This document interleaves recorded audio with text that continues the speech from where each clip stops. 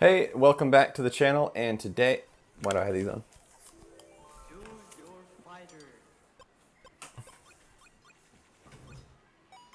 Welcome back to the channel, and today we're going to talk about a few things. I did have someone request that I talk about how to get your photos from your camera to the computer, and there's a couple different ways, but I would say to start out with either USB cable to your camera, because you don't have to keep something like this, which is just an SD card reader around.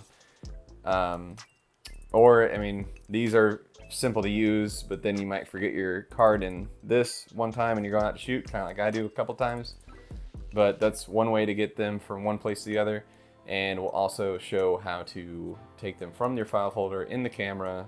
They may be different for Nikon or Fujifilm, whichever one you're using, and move them to a folder on your computer that you can access with Lightroom or GIMP, and pull that stuff into your editing program. And then I'll show you some basic editing and how to remove noise, which is one of the biggest things I had a problem with when I first started, was getting rid of noise in the film, or sorry, noise in the image.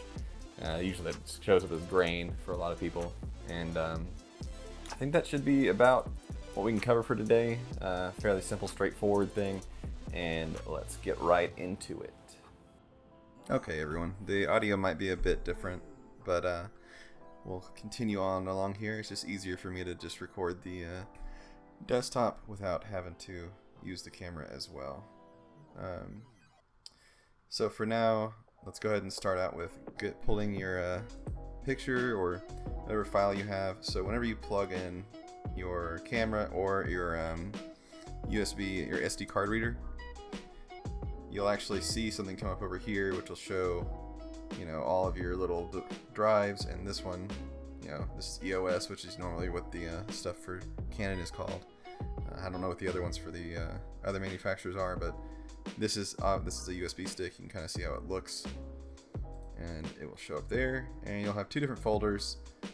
This one I really have no idea. I've never really used it for anything.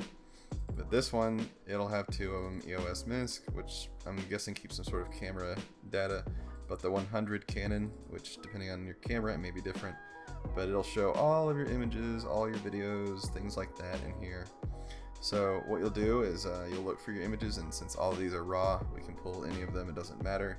But I'm going to just choose one that's a little bit lower on the ISO, so this one right here. So we'll just do Control C for copy.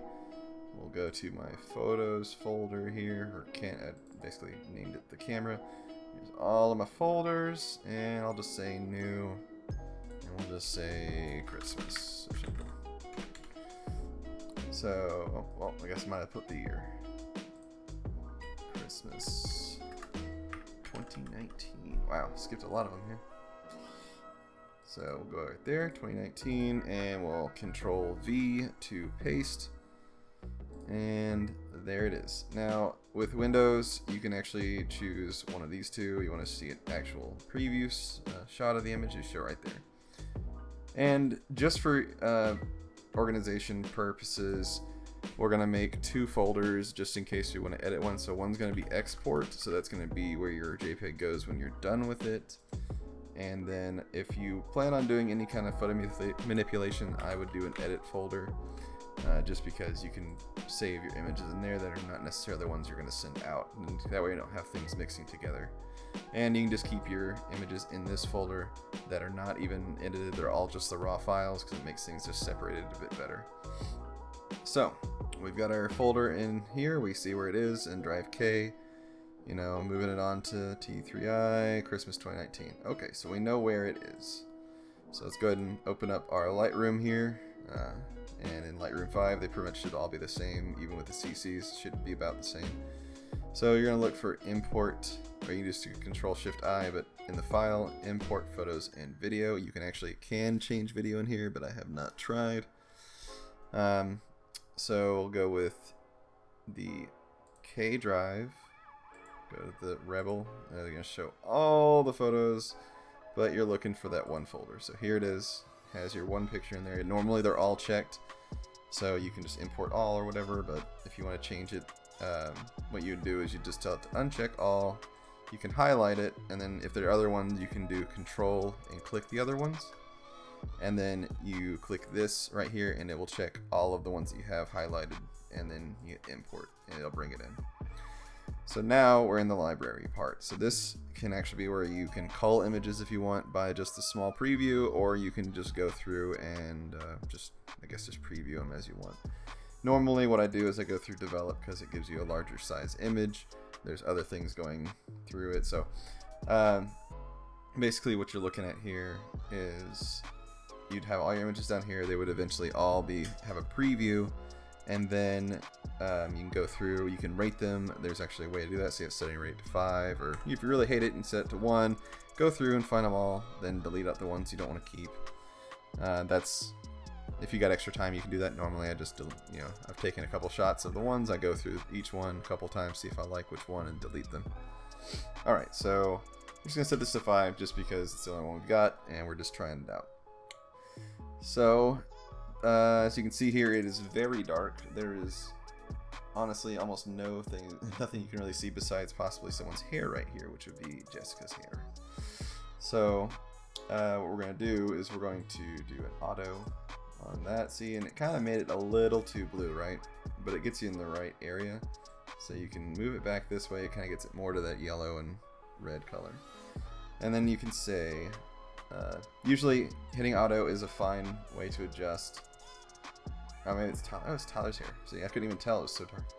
So now we've got it where you can actually see what's going on in the photo. Now, if you wanted to, and you can, but if you wanted to up it, okay, you can see that there's, you can now see it a little better. There's more exposure, because if you have a raw image, exposure is much easier to move, because if you had a JPEG, it would just try to brighten the image. It wouldn't really actually do anything to the image itself.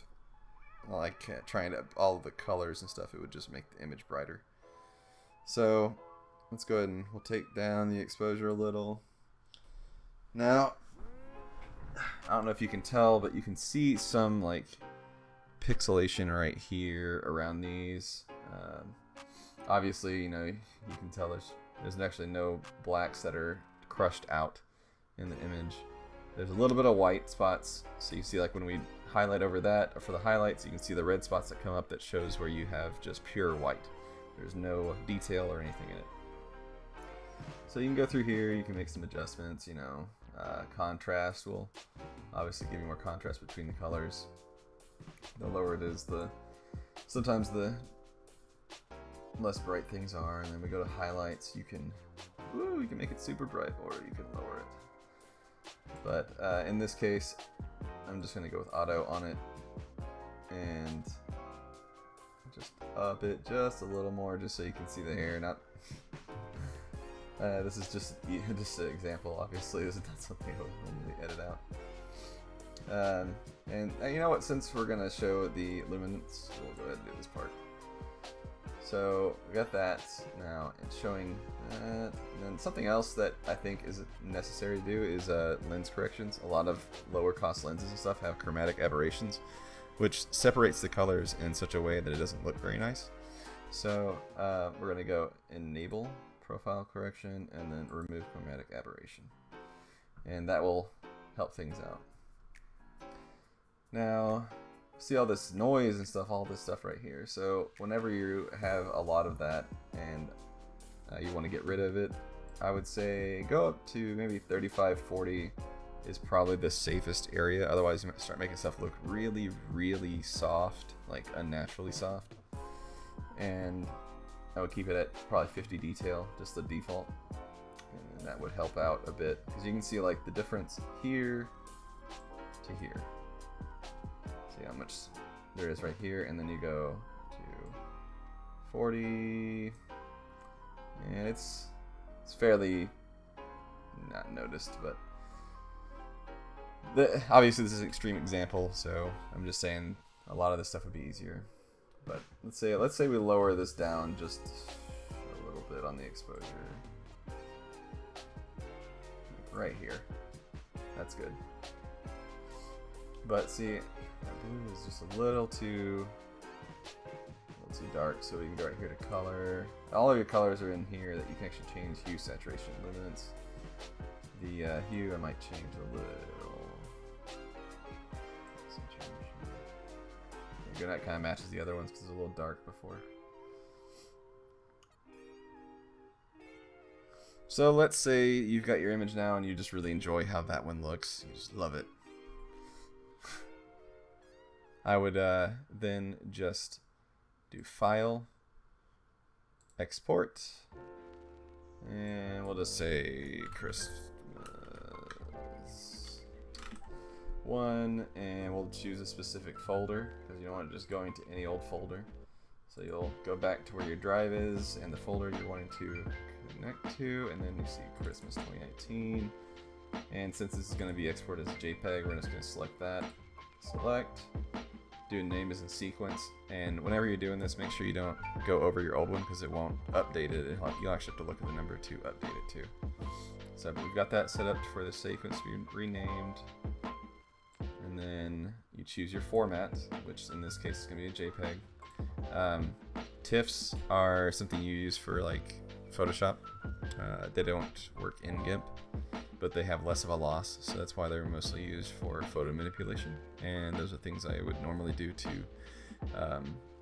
create a higher quality image whenever you're trying to edit them in Photoshop or any other editing program. There may be other ones for GIMP, but I have not tried to experiment with them besides the JPEGs recently. And then quality, obviously this affects how big your file is, so you can usually max out the quality. Obviously lower quality means a smaller file size. And if you go down to like 50, it's probably like, it'll be about 5 megabytes, maybe smaller. So we'll go ahead and say there's no limits. We're gonna set it for color space, it's gonna be sRGB. The other ones, really, I don't think, you're not really gonna use these unless you're actually doing specific work for people. So I would just stick with sRGB. And sizing's fine. Output sharpening, no, I never used that before. Watermark, though, something you can do, but you can do that easily with GIMP as well. I'll probably do something on that as well to show you how to create a brush in GIMP and how to create a nice looking watermark rather than a really obstructive, going across the middle, make it look ugly watermark. But right now, no watermark. And post-processing, we're not worried about after export. So, you hit export, and you see up here in the top left, it's exporting the file. There it is, task completed. And now you can post it to whatever site you want to. Obviously for Instagram, you'd have to transfer it to probably Dropbox, and then download it to your phone, then upload it. There are several more steps to that if you want to get the whole image in it. You can get something called, you can get an app called SquareQuick, or, yeah, SquareQuick. There's other ones, but that's the one I use. And you can upload it to Instagram a lot nicer.